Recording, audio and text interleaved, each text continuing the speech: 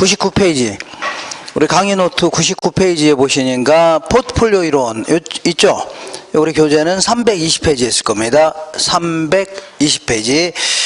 자, 원래 이제 포트폴리오의 이론을 이제 원래 마코위치라는 사람이 1952년도에 시카고 대학교에서 이제 박사학위 논문으로 요 논문을 발표했는데, 이렇게, 근데 그 당시에 당대 최고의 경제학자가 누구였냐면, 우리 경제학을 공부하신 분들은 합리주의론자 해갖고, 프리드먼이라는 사람이 그 대학교 교수였었습니다. 지도교수. 그리고 밀턴 뭐 이런 사람이 있었는데, 이런 사람들이 이 논문을 보더니 찢어버리려고 했답니다. 왜냐하면, 너 이 장사하려고 환장했냐? 돈 벌려고? 요거는 경제학도 아니다. 이런 식으로 해서 비아냥거렸다. 그런 얘기입니다.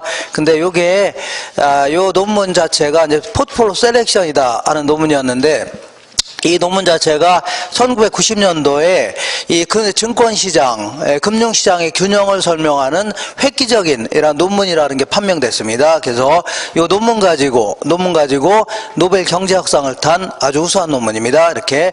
근데 요거는 이제 이 경영학을 공부하신 분들은 요것만 가지고 한 학기 내내 또 책을 한 권 공부하고 또 다른 학년에 가서 뭐 투자론에서 또 막 공부하고 합니다. 그러니까 내용 자체가 좀 많아요. 근데 그거를 전부 다 우리가 공부하냐? 그건 아닙니다. 여기서 이제 공부할 내용은 몇 개 안 돼요. 그리고 한 3마디 정도만 딱 기억하시면 됩니다. 몇 마디라고요? 3마디. 무슨 얘기인지 모르겠지만 어쨌거나 비체계적 위험을 줄일 수 있다. 이런 거 있죠? 이게 첫 번째고, 자꾸 반대로 움직일수록 분산 효과는 커진다는 얘기죠? 이게 두 번째고, 마지막으로는요. 자, 이거 어떤 게 만족감이 극대화되는 투자 집합이냐면 효율적 전선하고 투자자들의 무차별 곡선, 요게 만나는 점 있죠? 요 3마디만 다 기억하시면 됩니다. 몇 마디라고요? 3마디. 자, 그럼 지금부터 요거 좀 알아볼게요. 자세히 물어볼 수가 없으니까 그렇게 하시면 돼요. 이렇게. 자, 일단은 포트폴리오 이론이다. 이쪽으로 와보겠습니다. 포트폴리오다. 이렇게. 자, 이렇게 해서 요 이론인데, 얘는 이제 다 주식시장에서 나온 용어들입니다. 갑이라는 사람이 한 10억을 갖고 있는데, 이렇게. 자, 이 주식에 이제 투자를 하려고 할 겁니다. 이렇게. 근데 이제 A라는 주식은 뭐냐면, 우산 만드는 회사 주식이에요. 여기다 이제 100% 몰빵했다 치자. 이렇게. 그러면, 요거는 이제 이 기대 수익률은 계산할 수 있어 없어요, 아까 했었죠? 각 상황하의 수익률을 발생 확률로 평균 낸 겁니다. 그리고 오염도 계산이 가능합니다. 분산과 표준 편차. 그러니까 오염이 크냐 작냐 이것도 측정이 가능합니다. 분산과 표준 편차로. 그러면 기대치는 10%라고 치자. 그리고요, 오염은 8%라고 치자. 그러면 이 투자한 이후에 시장이 어떻게 변할지 알아요, 몰라요?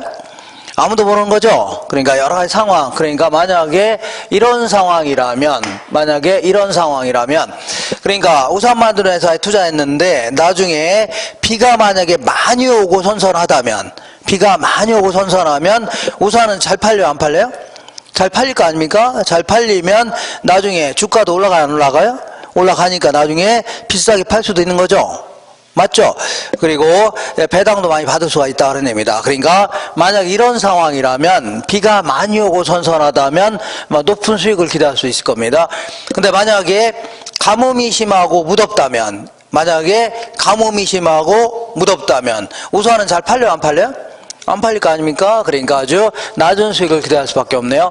그러면 어쨌거나 우산 만드는 회사는 얘가 호황이고 얘가 불황이 되는 겁니다. 이렇게 될 확률 계산했더니 한 10% 나왔다는 얘기입니다. 이런 식으로 하니까 잘하면 대박나지만 잘못하면요 쪽박날 수 있다는 얘기입니다. 이번엔 이렇게 해볼게요. 어떻게 하냐면, 자, B라는 주식에 100%를 다 투자한다고 치자. 얘는요 아이스크림 만드는 회사 주식입니다. 아이스크림. 자, 여기다가 이제 다 투자한다고 가정해보자. 그럼 이것도 똑같이 기대 수익률은 10%, 오염은요 8%라고 치자. 이렇게. 자, 그러면 투자한 이후에 시장이 어떻게 변할지 알아도 몰라요? 모르죠. 만약에 이런 상황이라면 만약에 비가 많이 오고 선선하면 아이스크림 잘 팔려, 안 팔려? 자, 비 막 소나기 맨날 오고 하는데 뭐 밥 안 밥 울고 이러고 다니는 사람 있어 없어요? 거의 없겠죠. 아니면요, 날씨가 항상 막 쌀쌀하고 해갖고 입술도 막 푸르푸르한데 여기다가 뭐 돼지바 이런 거 먹고 다니진 않겠죠. 그러니까 아주 낮은 수익을 기대할 수밖에 없네요. 근데 만약에 자, 이 가뭄이 심하고 무덥다면 아이스크림 잘 팔리겠죠? 이때는 또 높은 수익을 기대할 수 있네요. 이렇게. 이것도 마찬가지로 잘못하면 쪽박 나지만 잘하면요, 대박 날 수 있죠? 이렇게. 이런 식으로 하나하나 투자하게 되면 잘하면 대박, 잘못 쪽박 나는 바람에 위험이 클 수밖에 없다. 그런 얘기입니다. 자, 그러면 지금부터 자, 이런 식으로 한번 이렇게 볼게요. 요 주식을 이렇게 편의상 반반씩 쪼개서 투자한다고 가정해 보자. 이렇게 여기다가 2분의 1 투자하고 여기다 2분의 1 투자한다. 이렇게. 자, 이런 식으로 투자하는 거를요, 분산 투자한다. 이렇게 표현합니다. 어떻게 투자한다고요? 분산 투자한다. 그래서 분산 투자의 대상이 된 집합물, 요거를요, 이 포트폴리오 이렇게 얘기합니다. 이걸 뭐라 한다고요? 네, 포트폴리오다. 이렇게. 자, 그래서 원래는 이제 포트폴리오라는 표현 자체가 어디서 나온 용어냐면, 이 서류 가방, 서류 철, 이런 데서 나온 용어입니다. 서류 가방, 이런 거라고요. 서류 철, 이런 데서 나온 용어인데, 어원이 거기서부터 시작된 겁니다. 그러니까, 저도 이제 그 지방에서도 이제 강의하고 합니다. 이렇게 하고 하는데, 그때 이제 들고 갈 때, 가방에다가, 뭐 여러 가지 넣고 다녀, 안 넣고 다녀? 넣고 다닙니다. 빤스 이런 것도 넣고 다닙니다. 그리고 칫솔, 치약 이런 거 잡다한 거 책도 넣고 다니죠. 그러니까 여러 가지를 다 집어넣은 거라고 해서 이걸요, 포트폴리오 해줍니다. 일종의 이제, 자, 포트폴리오 하면 뭐 자산의 집합, 아니면요, 우리 이제 그 미술 같은 거 하는 사람들은 여러 가지 작품 집 같은 거 있죠? 이런 걸요, 포트폴리오 이렇게 합니다. 요때 이제, 포트폴리오를 구성했을 때의 기대 수익률, 요거 매우자점으로 보니까 계산할 줄 아셔야 됩니다. 그리고, 포트폴리오 구성했을 때의 그 위험, 요거는 의미는 알아야 되지만, 그 계산 문제는 안 물어봅니다. 왜냐하면, 요거는 일반 계산기로 계산하기도 굉장히 힘들 뿐만 아니라, 상당히 복잡합니다. 무지막지하게 복잡하기 때문에, 공분산 이런 걸 가지고 계산하기 때문에 안 물어봐요. 다만 의미는 아셔야 됩니다. 요건 할 줄 아셔야 돼요. 요거는 어떻게 하냐면 이렇게 합니다. 자, 각 자산의 기대 수익률에다가 투자 비율을 곱하면 됩니다. 그러니까 10% 곱하기 2분의 1 플러스 10% 곱하기 2분의 1 하면 몇 프로라고요? 그 10% 나옵니다. 이렇게. 요게 바로 포트폴리오를 구성했을 때의 기대 수익률입니다. 자, 만약에 여기다가는 3분의 2 투자하고 여기다 3분의 1 투자했다. 그러면 10% 곱하기 3분의 2 플러스 10% 곱하기요 3분의 1 해주면 됩니다. 이런 식으로 투자 비율을 곱하면 돼요. 이렇게. 자, 요거는 계산할 줄 아셔야 됩니다. 매우자점으로 봅니다. 근데 얘는 계산 문제는 안 나옵니다. 다만 원래는 어떻게 되냐면 이렇게 돼야 됩니다. 원래는 8% 곱하기 2분의 1 플러스 8% 곱하기 2분의 1 하면 원래는 몇 프로라고요? 8%가 원래 나와야 되는데 얘가 위험이 한 6% 정도 이렇게 줄어든 효과가 나타납니다. 위험이 줄어든 효과가 나타나요. 왜 그런가 보겠습니다. 왜 그러냐면, 자, 어쨌거나, 자, 여기서 반드시 기억할 것은, 이 포트폴리오를 구성한다 하더라도 기대 수익률이 줄어든 건 아닙니다. 얘가 줄어든 건 아니다. 이거 반드시 기억하셔야 돼요. 요거는, 자, 이 투자 비율에 따라 평균을 했을 뿐입니다. 요거는 줄어드는 게 아니다. 이거 하셔야 됩니다. 다만, 뭘 줄일 수 있다고요? 위험이 줄어든 효과가 나타납니다. 위험이. 왜 그런가 볼게요. 자, 투자한 이후에 어쨌거나 이 분산 투자하더라도 그대로 10% 맞네요. 10% 그대로. 근데 만약에 가뭄이, 비가 많이 오고 선선하다면, 만약에 비가 많이 오고 선선하다면 우산은 잘 팔려요? 안 팔려요? 잘 팔리겠죠? 근데 아이스크림 또 지질이 안 팔릴 수 있겠네요. 그럼 여기서 마이너스 효과를 플러스 효과로 깔 수가 있다는 얘기입니다. 그러다 보니까 기대치의 변동폭이 이렇게 줄어들 수가 있는 겁니다. 이렇게. 알겠나요? 이번에는 자, 가뭄이 심하고 무덥다면, 만약에 가뭄이 심하고 무덥다면 아이스크림 잘 팔려요? 안 팔려요? 잘 팔리죠? 근데 자, 이 가뭄이 심하고 무더우니까 우산은 또 안 팔릴 수 있겠네요. 그러면 마이너스 효과를 플러스 효과로 깔 수가 있다는 얘기죠. 그러면서 기대치의 변동폭이 요래 줄어들 수가 있다 그런 얘기입니다. 그러니까 아까 하나하나 투자했을 때는 잘하면 대박, 잘못 쪽박 날 수 있죠. 근데 같이 나눠 투자하게 되니까 자, 어떻게 해요? 잘해도 조금 더 들어오고 잘못 조금 가질 수 있다는 얘기죠. 이런 식으로 위험이 줄어든 효과가 나타납니다. 기대치는 뭐 큰 차이가 없는데 뭐가 줄어든다고요? 오염이 줄어드는 효과가 나타납니다. 이걸요 분산 효과다 해줍니다. 무슨 효과라고요? 분산 효과. 이렇게 하시고, 무슨 얘기 하시나요? 이렇게 하시고, 그래 좋다. 자, 오염이 이렇게 줄어든 효과가 나타나는데, 그러면 맨 아래 볼게요. 99페이지 맨 아래 보니까 뭐 무슨 그림이 있죠?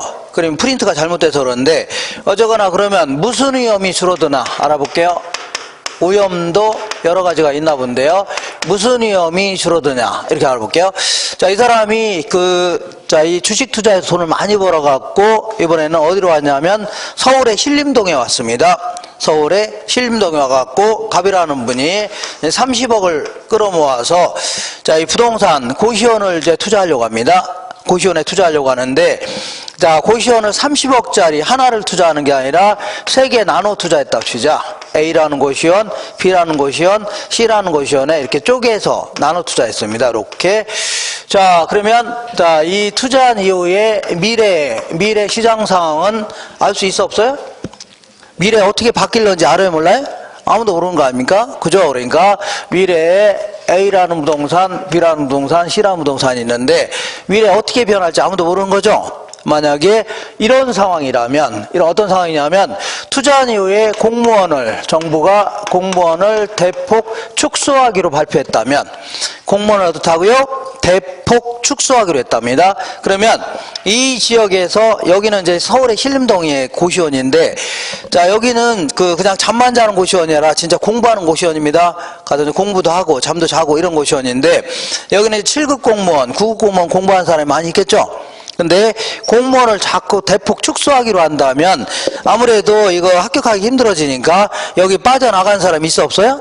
많이 있겠죠? 그러니까 전체적으로 평균적으로 쭉 빠져나갈 수밖에 없는 겁니다. 그러니까 셋 다 낮은 수익을 기대할 수밖에 없네요. 물론 약간의 오차는 있지만 평균적으로 이렇게 비슷하게 빠져나갈 수밖에 없는 겁니다. 이해가 되겠죠? 이렇게. 근데 만약에 이런 상황이라면, 어떤 상황이냐면, 자, 지금 사법시험제도가 2007년도에 폐지가 됐는데, 이때부터 폐지됐는데, 만약에 사법시험제도를 만약에 부활하기로 했다면, 자, 그러니까 지금은 사법시험제도가 이제 폐지되는 바람에 여기 가면 텅텅 비어 있습니다. 어떻게 비어 있다고요? 텅텅. 저 위쪽 가면 거의 다 비어 있습니다. 텅텅 비어 있다는 얘기죠? 장사 지질이 안 되고 있는데, 만약에 사법시험 제도를 부활하기로 했다면, 그러니까 지금은 로스쿨 제도입니다. 로스쿨이 어디 가요? 대학원 가서 공부해야 되는 거 아닙니까? 그러니까 이런 데는 텅텅 빌 수밖에 없어요. 근데 만약에 사법시험 제도를 부활하기로 했다면, 그러면 전국에서 학생들이 몰려 안 몰려요? 몰릴 수 있죠. 그러면 아무래도 셋 다다. 자, 이거 높은 수익을 기대할 수밖에 없네요. 물론 약간의 오차는 있지만 비슷하게 높은 수익을 기대할 수밖에 없네요. 이렇게. 그러면 이런 것들은, 자, 볼게요. 이런 걸로 인한 위험들은, 자, 볼게요. 만약에, 자, 정부가 공무원을 대폭 축소하기로 했다면 전체적으로 뭐 10% 정도 다 떨어질 수밖에 없는 겁니다. 물론, 자, 이 고시원마다 오차는 있지만 어쨌거나 평균 잡았을 때는 전체적으로 떨어질 수밖에 없는 겁니다. 알겠죠? 전체적으로, 평균적으로. 자, 그리고 사법시험제도를 부활하겠다면 전체적으로 다 올라갈 수밖에 없는 겁니다. 약간의 오차는 있지만 전체적으로, 평균적으로 올라갈 수밖에 없어요. 그러니까 이런 것들은 절대 분산 투자하더라도 제거할 수 없는 위험입니다. 제거할 수 없어요. 근데 만약 이래 볼게요. 만약에 이렇게 볼게요. 요거는 이제 아줌마들을 채용해서 학생들한테 밥도 해먹입니다. 밥도 해먹이는데, 자, 만약에 A라는 고시원은 음식 맛이 아주 좋은데 BC는 상대적으로 아주 음식 맛이 안 좋다면 이럴 수도 있어, 없어요? 있죠. 그러면 소문 금방 나요, 안 나요? 금방 납니다. 그죠? 그러다 보니까, 자, 이렇게 되겠네요. A라는 고시원은 음식 맛이 좋으니까 아무래도 막 학생들 몰리려고 하죠. 그러니까 높은 수익을 기대할 수밖에 없네요.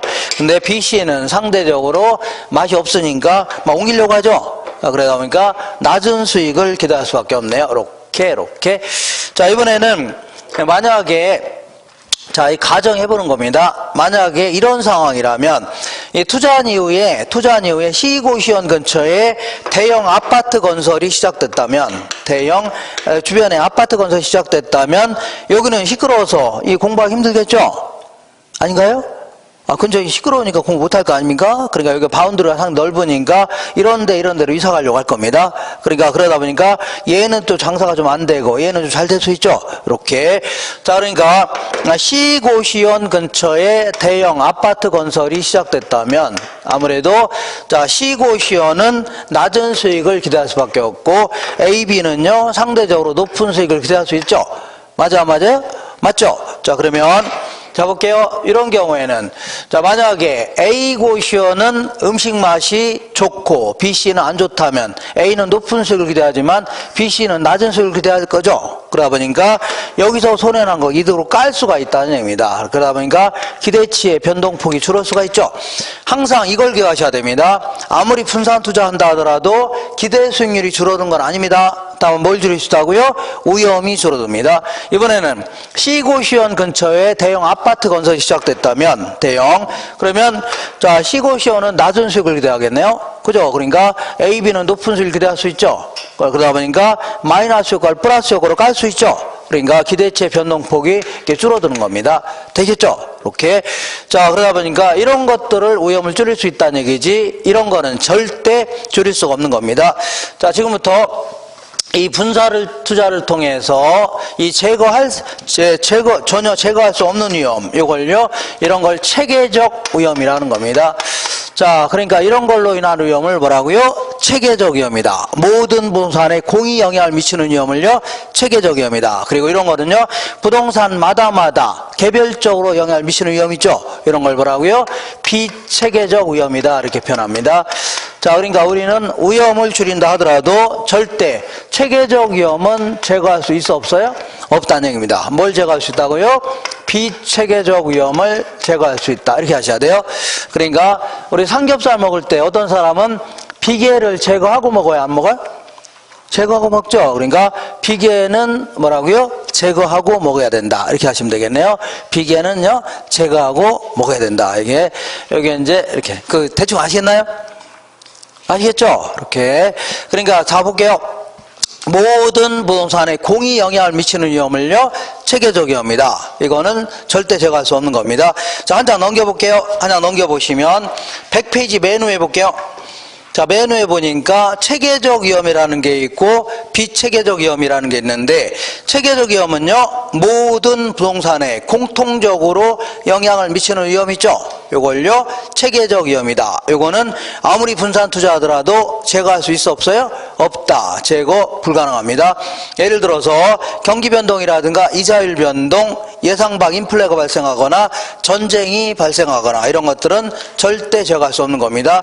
근데 그 밑에 비체계적 위험은요, 부동산마다 개별적으로 영향을 미치는 위험을요, 요거를 비체계적 위험이라는 겁니다. 요거는 분산 투자를 통해서 제거할 수 있어 없어요? 있다는 얘기입니다. 예컨대 어떤 부동산은 노사 문제가 심하고 어떤 부동산은요, 매출이 저조하다든가 어떤 주식은요, 신제품을 개발했다든가 이런 거 다 뭐라고요? 자, 이 제거할 수 있다는 얘기죠. 이렇게 하시면 됩니다. 항상 사고의 폭을 넓혀야 됩니다. 자, 사후의 폭은, 그러니까 이게 우리나라 전체의 부동산이 될 수도 있고, 때로는요, 신림동에 있는 고시원들 있죠? 한정돼서도 그 생각해 볼 수가 있는 겁니다. 다시 볼게요. 자, 여기 볼게요. 신림동에 있는 모든 부동산에 공히 영향을 미치는 위험을 뭐라고요? 체계적 위험이다. 부동산마다 개별적으로 영향을 미치는 걸요, 비체계적 위험이다. 비체계적 위험을 줄일 수 있다. 그런 얘기입니다. 되겠죠?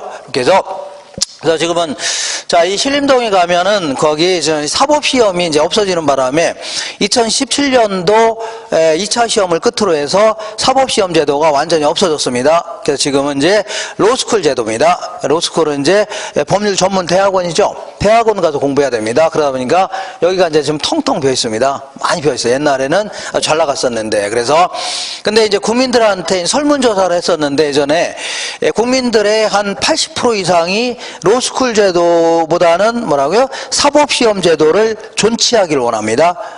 사법시험 제도를요, 존치하기를 원하는데 지금 완전히 없어졌기 때문에 좀 안타깝네요. 그죠? 왜 그러냐면 이 로스쿨 제도가 상당히 문제가 많아요. 여러 가지 문제가 많습니다. 일단은 로스쿨의 대학원에 가서 공부해야 되는 거 아닙니까? 그러다 보니까 이 한 학년도 3년 공부해야 되는데 한 학년도의 학비가 등록금이 2천만 원 정도 됩니다. 2천만 원. 그러면 3년 동안 공부하려면 그것만 해도 얼마요? 6천만 원 아닙니까? 그리고 아예 처음부터 입학할 때도 2천만 원 정도 입학금도 줘야 됩니다.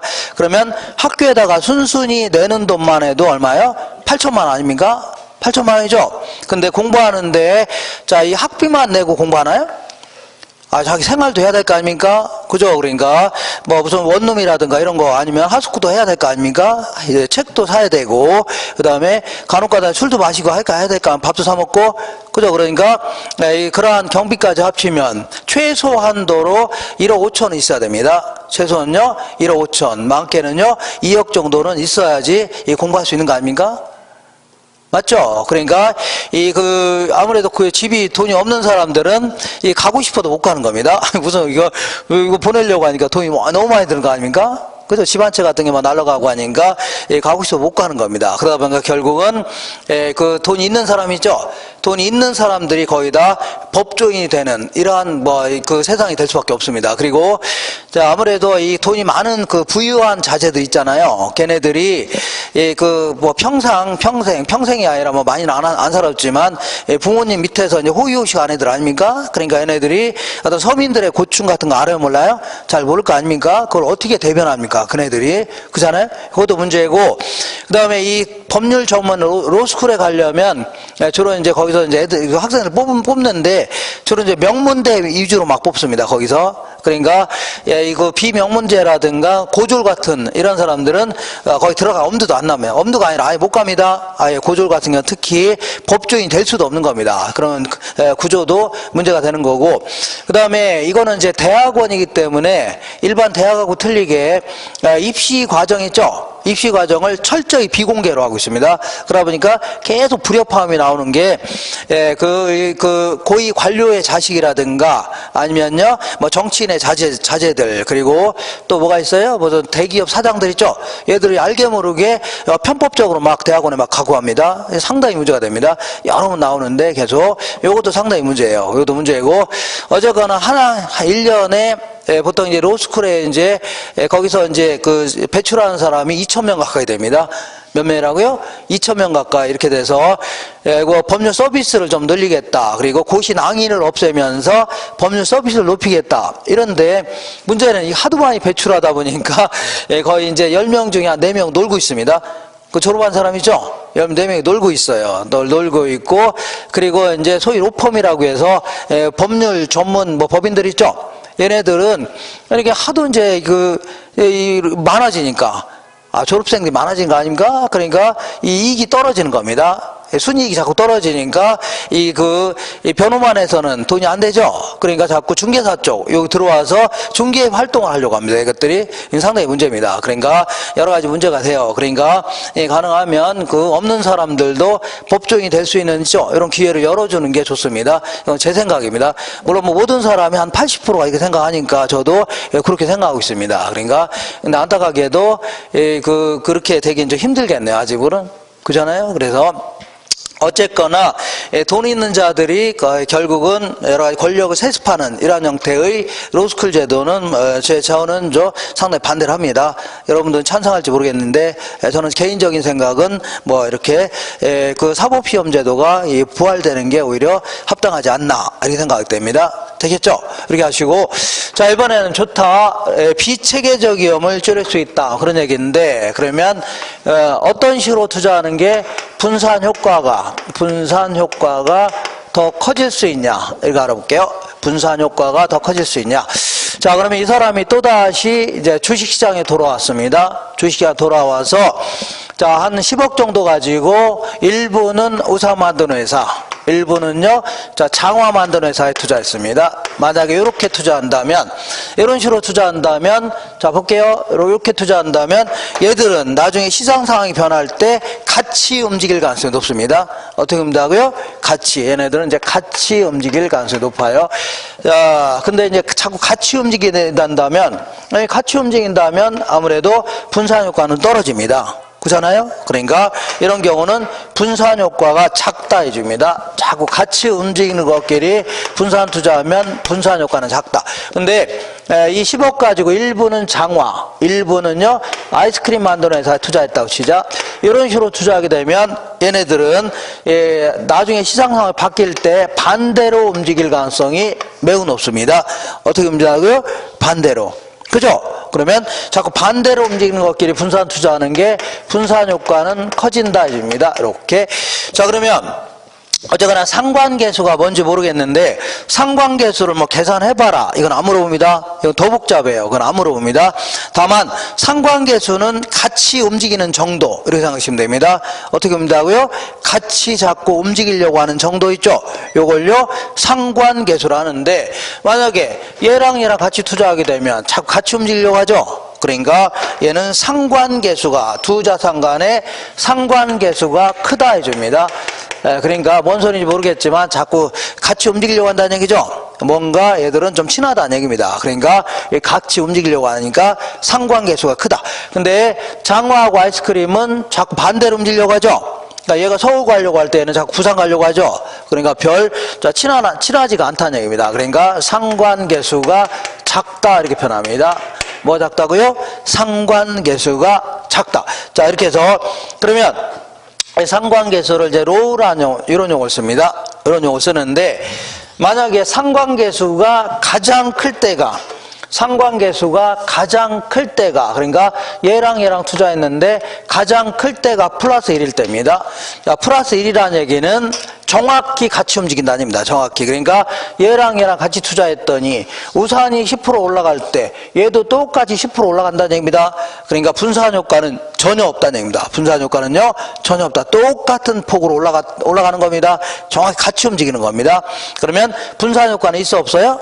없다는 얘기입니다. 근데 만약에 분산 효과가 가장 작을 때가 상관계수가 가장 작을 때가 언제냐면 마이너스 1일 때입니다. 뭐라고요? 마이너스 1. 그러니까 예를 들어서 장화하고 아이스크림에 투자했더니 상관계수가 마이너스 1이라는 얘기죠. 마이너스 1이라는 얘기는 정확히 반대로 움직인다는 얘기입니다. 그러니까 얘랑 상관계수가 마이너스 1이라는 얘기는 장화가 10% 올라갈 때 아이스크림 10% 그대로 하락한다는 얘기죠. 그러면 마이너스 효과를 플러스 효과로 완전히 없애버릴 수 있다는 얘기입니다. 그러니까 비체계적 위험을 완벽히 제거할 수 있는 겁니다. 이렇게. 근데 이렇게 이제 극단적인 경우는 뭐 힘들 겁니다. 이렇게. 자, 어쨌거나 이렇게. 자, 상관계에서는 마이너스 1에서 플러스 1 사이의 값을 갖게 되는데 자꾸 플러스 1일 때는 두 자산 간의 상관계수가 플러스 1일 때는 분산 효과는 없습니다. 그러니까 1이 아닌 이상은 있기 시작하는데 점점 뭐라고요? 자꾸 마이너스 1 쪽으로 갈수록 분산 효과는 점점 커지는 겁니다. 지금까지 한 거 정리할게요. 자, 우리가 그 분산 투자 하더라도 체계적 위험은 제거할 수 있어 없어요? 없고 뭘 제거할 수 있다고요? 비체계적 위험을 줄일 수 있다. 그래 좋다. 얘를 줄이겠다 그런 얘기인데 얘는 자꾸 어떤 식으로 분산 투자하는 게요? 반대로 움직일수록 분산 효과는 커집니다. 반대로 움직인다는 얘기는 자 뭐라고요? 상관계수가 자꾸 작다는 얘기죠. 별 상관없다는 얘기죠. 그러면 어디로 가세요? 자꾸 마이너스 1로 갈수록 가장 작을 때가 마이너스 1이죠. 이쪽으로 갈수록 분산 효과는 커진다. 정리할 수 있죠? 이렇게 하시면 됩니다. 자, 그러면 이쪽으로 오겠습니다. 이쪽으로 올게요. 자, 그럼 이제 마지막으로 그러면 어떤 식으로 분산 투자하는 게 가장 만족감이 극대화되는 투자 집합인가 알아볼게요. 요거는 뭐 아주 복잡한 얘기이기 때문에 결론 위주로만 정리하시면 됩니다. 어떤 이유라고요? 결론 위주로만 딱 정리하시면 돼요. 자, 시장에는 A라는 부동산, B라는 부동산, C, D, E, F 신림동에는 무지막지하게 많은 고시원들이 있을 겁니다. 그러면 요거를 이렇게 그려볼게요. 요거는 이제 포트폴리오를 구성했을 때의 기대 수익률 이렇게 해볼게요. 자, 그리고 요거는요 포트폴리오 구성했을 때의 위험이다. 이렇게 위험. 포트폴리오를 구성했을 때의 위험 이렇게 해줄게요. 그러면 만약에 A하고 B로 분산 투자한다면 기대 수익률 계산할 수 있죠? 위험도 계산할 수 있다고 했죠. 시험에는 안 물어보지만 그러니까 기대치만큼 위험 이만큼에서 점을 찍어볼 수 있네요. 그 다음에 B하고 C를 분산 투자하게 되면 요 점이 찍힐 수 있는 거 아닙니까? 그 다음에 B, C, D를 분산 투자하면 이렇게 찍힐 수 있죠.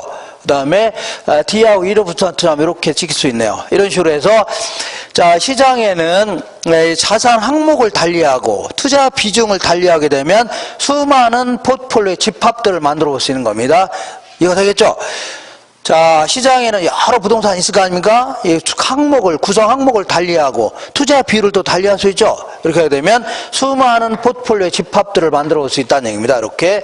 자, 그러면 요 중에서 아이고. 자, 좌상향 쪽에, 자, 이 중에서 좌상향 쪽에 있는 포트폴리오를 한번 매끄럽게 연결해 보겠습니다. 매끄럽게. 자, 좌상향이니까, 요렇게 매끄럽게 딱 연결하면, 요걸 뭐라 하냐면, 효율적 전선이다. 혹은 효율적 프론티어, 이렇게 얘기하는데, 자, 모든 사람들은 오염 회피형 투자자라면, 뭐라고요? 오염 회피형 투자자라면 요선 내에 있는 포트폴리오를 선택하려고 합니다. 요선 내에 있는 거. 왜 그런가 볼게요. 왜 그러냐면, 자, 어디 갔어요? 요선 내에는 수많은 포트폴리오들이 있어 없어요? 이런 것들이 있겠죠? 있어 없어요? 있는데 여기 있는 선에 있는 것들은 전부 다 기대치는 같아요? 달라요? 같은데 얘보다 얘가 위험이 작죠? 얘보다 얘가 작죠? 요걸 선택하려고 합니다. 반대로 요선 내에도 수많은 포트폴리오들이 있는데 이런 것들은 전부 다 위험이 같아요? 달라요? 같잖아요. 같은데 얘보다는 얘가 기대치가 높죠? 얘보다는 얘가 높죠? 요걸 선택하려고 하는 겁니다. 되겠죠? 다시 할게요. 자, 모든 사람들은 오염 회피형 투자자라면, 전부 다 오염 회피형 투자자를 가정한다면, 어디 갔어요? 요선 내에 있는 포트폴리오 선택하는 겁니다. 수많은 포트폴리오 중에서 요선 내에 있는 걸 선택하려고 합니다. 근데 어떤 사람은 요걸 선택하고 어떤 건 요걸 선택한다는 얘기죠? 요거는 투자자마다 위험 회피 성향이 다를 수가 있다 그런 얘기입니다. 위험 회피 성향. 자, 결론만 다 기억하시면 됩니다. 좀 까탈스럽습니다. 자, 요게 뭐가 있냐면 이렇게 볼게요. 요거는 우유가 있고 요거는 쓰레기라고 치자. 쓰레기.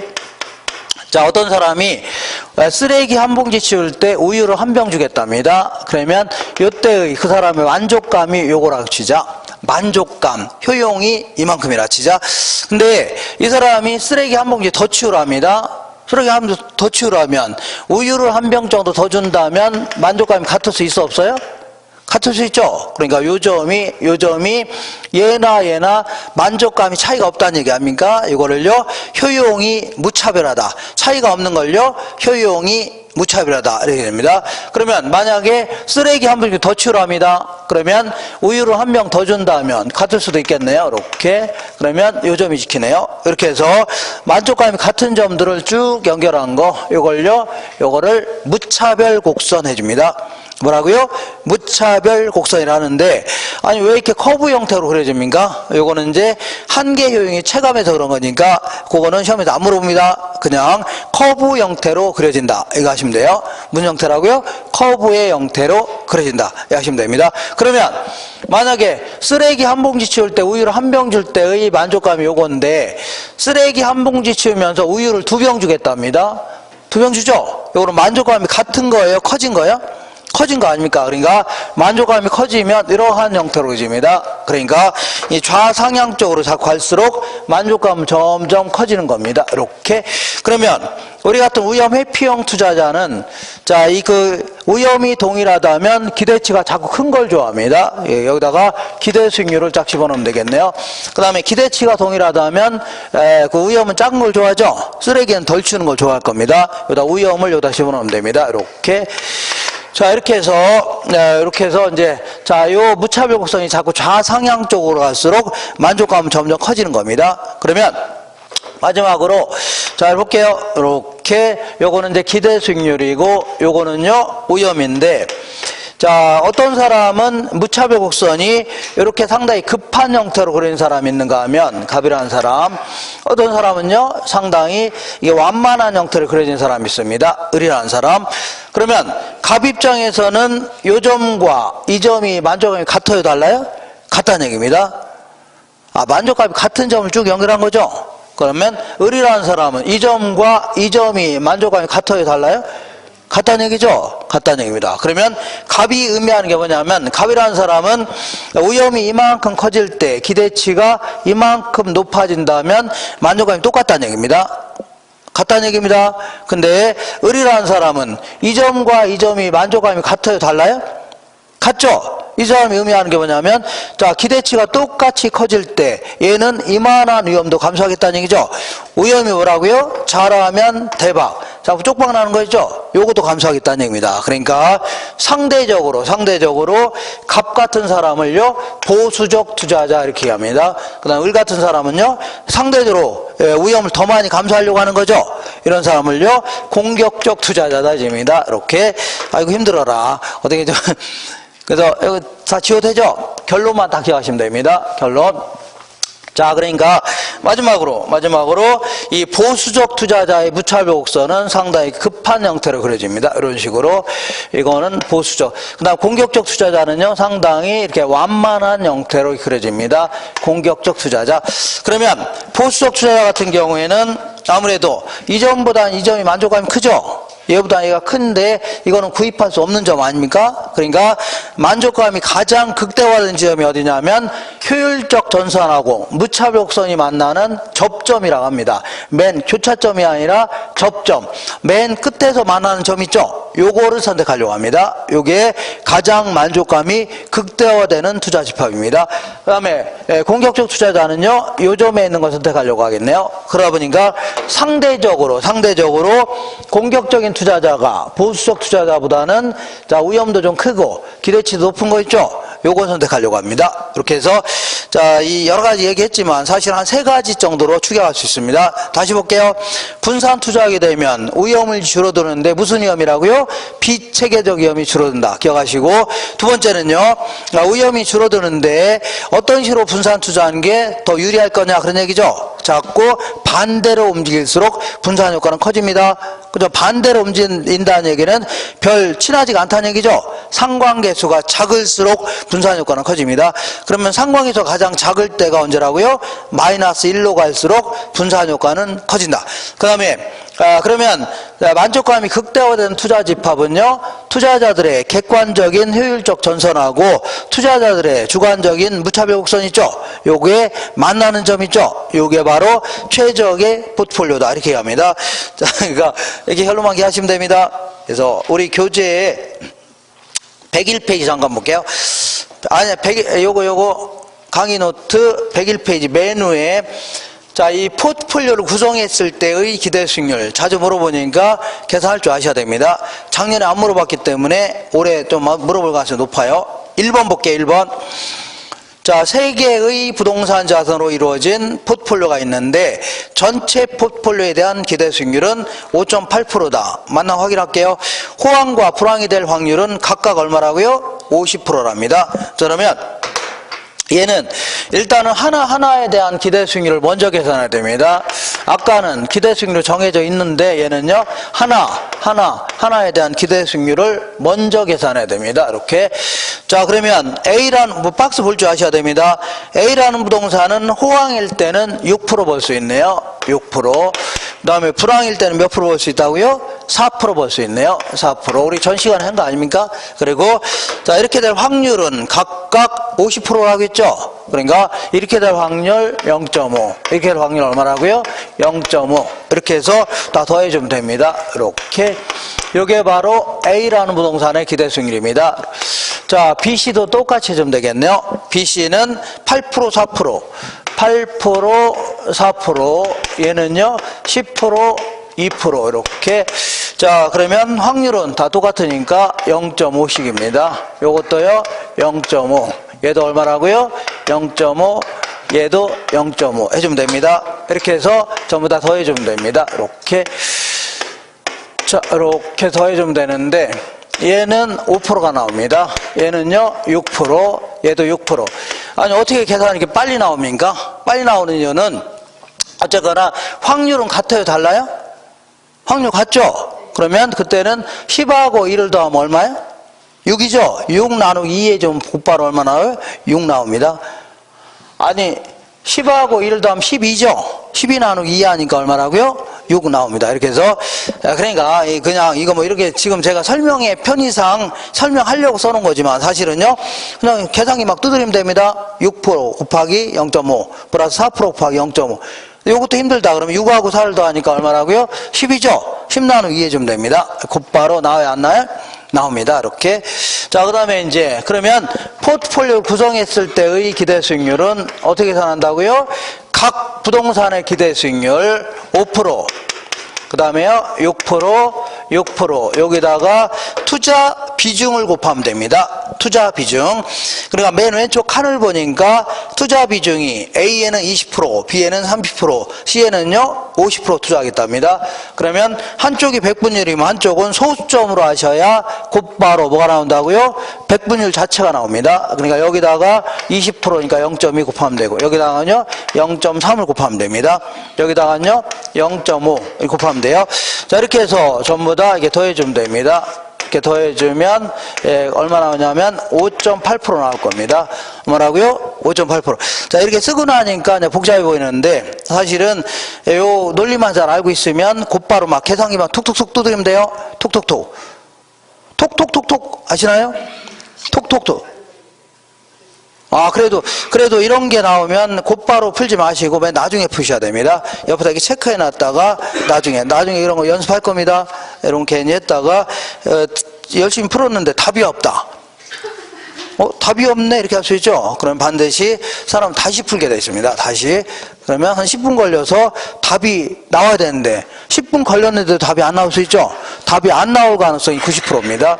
답이 나올 가능성은 10%밖에 안 돼요. 그러니까 왜 그러냐면 처음에 그 계산했는데 답이 안 나왔다. 그 이유는 계산이 잘못돼서 안 나올 가능성은 10%밖에 안 됩니다. 자기가 뭘 잘 몰라서 이상하게 풀어서 그런 겁니다. 그러니까 또 풀어도 답이 안 나올 가능성이 높아요. 그러니까 가능하면 맨 끝에서 하는 겁니다. 어디냐? 나중에 이런 거 연습할 거예요. 자, 우리 교재에 자 352페이지 보겠습니다. 이 빨간한 책 가져왔나요? 352페이지.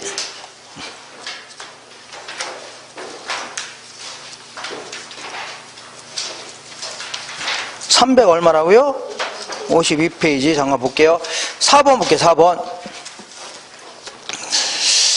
4번 이따가 한 번 더 할 겁니다. 다른 계산, 내가 기출문제 다시 뽑아왔기 때문에 4번에 부동산 투자의 위험에 관한 설명으로 옳은 거를 모두 고른 것은 경기 침체로 인한 수익성이 악화되면서 야기되는 위험을 사업상 위험이다. 자, 아까 사업상의 위험은 크게 시장 위험, 그 다음에 운영 위험, 위치적 위험 구분될 수 있는데 경기 침체 이런 걸로 인한 위험을요, 이거를 자 뭐라고요? 시장 위험이다. 일종의 다 사업상의 위험입니다. 아까 부동산 투자의 위험 있죠? 그 중에서 시장 위험이 다 어디에 들어간다고요? 사업상의 위험이 들어가는 겁니다. 1번 맞는 겁니다. 2번 볼게요. 차입자에게 고정금리 대출을 실행한다면 대출자의 인플레 위험은 낮아진다. 요거는요, 고정금리가 아니라 변동금리로 빌려준다면 해줘야 됩니다. 변동금리로 빌려주게 되면 인플레가 발생하면 이자를 올려야 되겠다는 얘기죠? 그러니까 이게 틀렸네요. 이거는 이해가 안 된다. 그러면 다음 주에 할 겁니다. 세 번째 볼게요. 요거를 효율적 전선 혹은 효율적 프론티어즈입니다. 효율적 프론티어에서는 추가적인 위험을 감수하지 않으면 수익률을 늘릴 수 없다. 자 보세요. 증가시킬 수 없다. 그러니까 요게 효율적 전선인데 요 위험 수준에서 최고의 수익률을 나타내는 게 요거죠. 더 큰 수익률을 기대한다. 그러면 추가적인 위험을 더 부담해야 되는 겁니다. 이렇게. 이거 맞는 편입니다. 리을번 볼게요. 개별 부동산의 특성으로 인한 체계적 위험이 아니라 개별 부동산의 특성으로부터 야기되는 것은요, 체계적 위험이 아니라 비체계적 위험 해줘야 돼요. 비체계적 위험은 포트폴리오를 통하여 제거할 수 있다. 해줘야 됩니다. 되겠죠? 이렇게. 한 장 넘겨볼게요. 7번 보겠습니다. 7번. 포트폴리오 이론에 관한 설명으로 틀린 것은 1번에 주식, 회사채, 국채로 구성된 포트폴리오에 부동산이 추가로 편입된다면 오염 분산 혜택 등을 얻을 수 있다는 얘기죠. 자산 구성 항목이 많아지면 많아질수록 점점 분산 효과는 커질 수가 있는 겁니다. 2번 볼게요. 경기 변동, 인플레이션, 이자율의 변화 등에 의해서 야기되는 시장 위험은 이런 것들은 모든 부동산에 공히 영향을 미치는 거죠. 이런 거를 피할 수 없는 위험이다. 여기까지는 맞는데 이를 비체계적 위험이라고 해요? 체계적 위험이라고 해요? 체계적 위험이라 한다 해줘야 됩니다. 체계적 위험. 요게 틀렸네요. 자, 3번 볼게요. 투자자 자신의 무차별 곡선과 효율적 프론티어의 접점에서 최적의 포트폴리오가 선택된다는 얘기죠. 맞아요? 틀려요? 맞는 겁니다. 4번에 개별 기대수익률의 분산 또는 표준 편차는 투자안의 위험을 측정하는 전통적인 방법이다. 아까 우리 위험을 측정할 때 분산이나 뭐라고요? 표준 편차로 측정했죠? 맞는 겁니다. 4번에 투자를 분산하는 것은 위험을 줄일 수 있는 방법 중에 하나이다. 맞는 거죠? 그리고 나머지 것들은 이따가 이게 문제에서 또 할 겁니다. 할 거 제가 그때 하기로 하고, 자, 잠깐만 쉬었다가 이제 다른 거 할 겁니다. 다른 거 하겠습니다. 잠깐 쉬겠습니다. 자,